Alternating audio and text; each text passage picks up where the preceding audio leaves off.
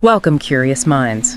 Today we're going to tell you some stories, a collection of, unsettling and unresolved tales from the world of music. We've all heard about the darker side of fame, right? The legends gone too soon, like the infamous 27 Club. But sometimes, behind those big headlines of excess and tragedy, there are these deeper, more mysterious questions lingering. Yeah, and what's really striking is how often the official stories, especially with maybe the lesser-known mysteries, they leave you with way more questions than answers. They kind of get overshadowed. Precisely. So join us as we uncover 5 lesser-known, deeply disturbing mysteries in music, ones that remain unsolved even now. You might just find yourself questioning everything you thought you knew about these artists. Okay, our first story starts with Elliott Smith, a really singular singer-songwriter, known for his incredibly melancholic but beautiful music. He was even nominated for an Oscar, remember, for Miss Misery from Good Will Hunting. But his life ended tragically in late 2003. And this is a case where, something looks like an open and shut case at first, but then it starts to unravel when you look closer.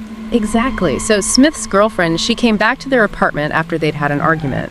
She finds him dying, a large knife sticking out of his chest. He was pronounced dead shortly after. Now, given his history, he struggled with addiction, excess. He'd made suicide threats before it seemed like a tragic end, maybe even expected by some. But something felt off, a self-inflicted stab wound to the heart. It's just so rare. Most people would choose, a far less brutal way.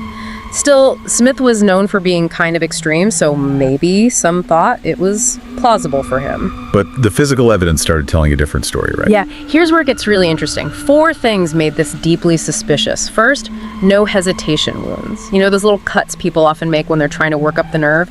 It's almost impossible to inflict a wound like that without them. That absence alone is pretty significant. Right. Second, Smith's hands. Covered in defensive wounds, the kind you get trying to fend off an attack. Okay, so that points towards a struggle. Definitely. Third, the knife. It was pushed through his shirt. People who commit suicide this way almost always take off their shirt to, find the right spot between the ribs. And finally, maybe the most disturbing part. The knife had been shoved into his chest not once, but twice. Twice? Yeah. Yeah. It seems incredibly unlikely someone could force the blade in a second time after that first devastating wound. So connecting the dots, the police themselves had to acknowledge it. They did. Detectives concluded his death was suspicious, foul play was a strong possibility. Nothing was ever proven in court, though.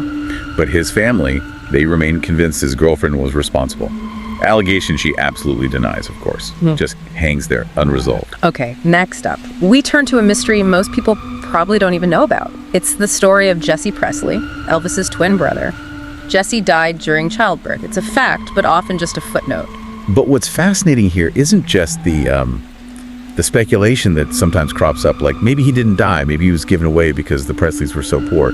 No, what's really profound is the psychological impact Jesse's absence had on Elvis his entire life. Yeah, you see, Elvis was apparently consumed by guilt over it.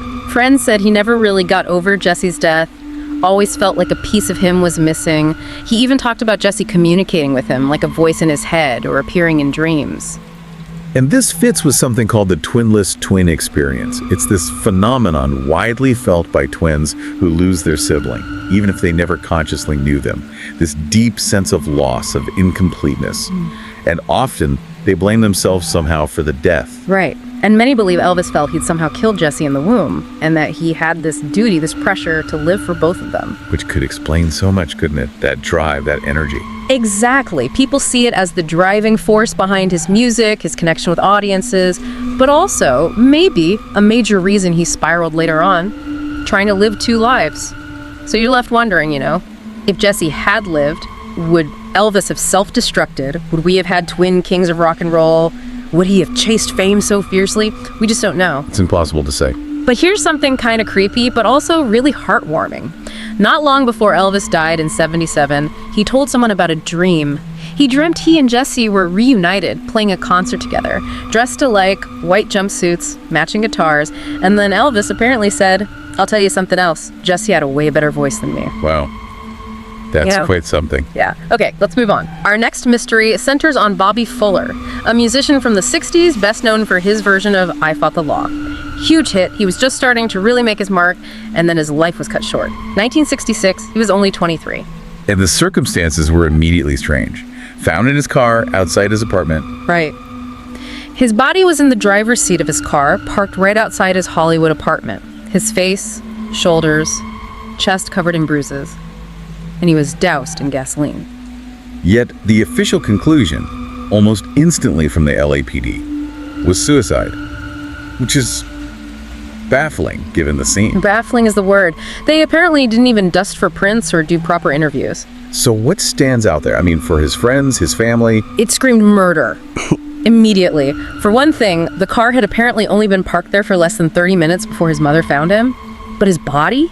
Already in advanced rigor mortis, that suggested he must have died much, much earlier. The timeline just doesn't work for where he was found. Not at all. And maybe the biggest puzzle. No keys in the ignition.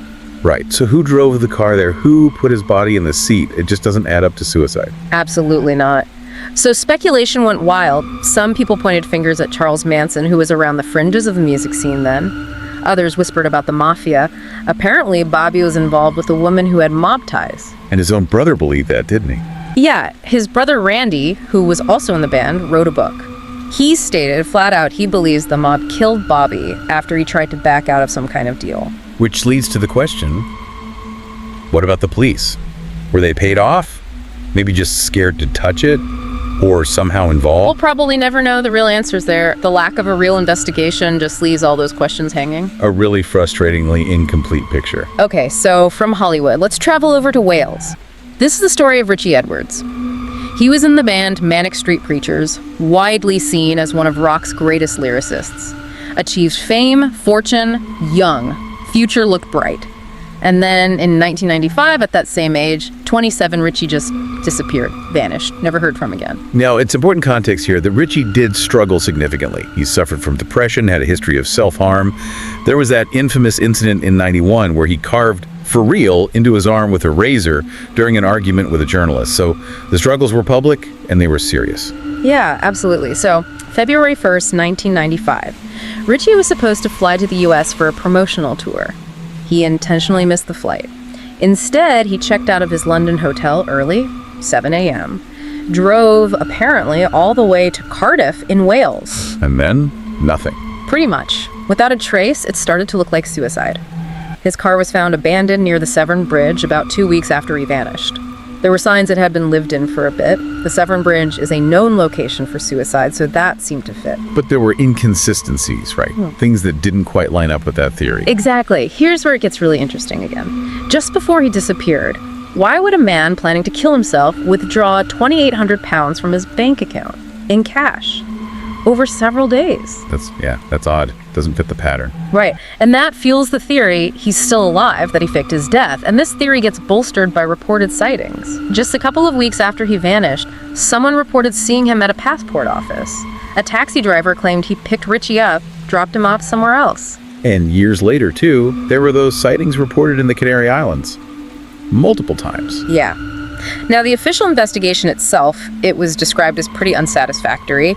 We know Richie was getting tired of stardom, he was drinking heavily, he'd been in a psychiatric hospital the year before, and the day before he vanished, he called his mom, said he didn't want to go to the US. So, did he manage to stage his own death? Escape a life that was crushing him? Or did he tragically succumb to his struggles near that bridge? No one knows for sure. It's another one that just hangs there.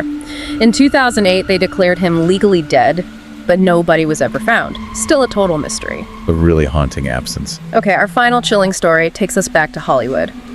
This is Peter Ivers. He was an alternative musician known for writing some really eerie, unique music, like the song In Heaven from David Lynch's Eraserhead. Very unsettling stuff. But even more horrific than his music was how he died. Yeah, this one is particularly brutal. In 1983, at 36 years old, Ivers was found bludgeoned to death in his bed with a hammer. In his LA apartment, there were no signs of a struggle. It looks like someone just came into his home while he was sleeping and ended his life. And what's so tragically ironic here is that Ivers was incredibly well liked. Yeah. He had tons of friends, lots of connections, celebrity friends even. But that popularity actually became the reason the murder was never solved. How so? Well, when the news broke, his apartment was just flooded with people. Friends, mourners, fans. They all descended on the place before the police could properly secure the crime scene. Oh no, so the scene was completely compromised. Pretty much. It's widely suspected that crucial evidence, Fingerprints, fibers, who knows what was just destroyed or contaminated by all those people coming and going. Well-meaning, of course, but disastrous for the investigation. So what's the thinking? Was it just a robbery gone wrong? That's the prevailing theory, yeah. Likely killed during a robbery. But why the killer felt the need to actually murder him, especially since he seemed to have slept through it, we don't know. Was there some other motive? Did the robber panic? Was it someone he knew? Exactly. All questions with no answers. His murder is still unsolved today. And honestly, because of that initial failure to secure the scene, that lack of evidence, it's tragically unlikely it ever will be solved. Just a silent, brutal end. Wow. So there you have it. Elliot Smith, Jesse Presley, Bobby Fuller, Richie Edwards, Peter Ivers. Each story is kind of a testament, isn't it? That even in the brightest spotlight, these really dark shadows can exist, and some questions just persist. Absolutely. What stands out to you most from all these? For me, it's just that reminder, even with investigations, sometimes the truth stays hidden. It leaves behind this really chilling legacy of mystery. Yeah, these aren't just stories about music, are they? They're about the echoes of lives cut short. Or maybe lives that just transformed into enigmas, into questions. We really encourage you to maybe ponder these stories. And perhaps even look up some of the music these incredible artists created. Keep their legacies and maybe their mysteries alive in a way.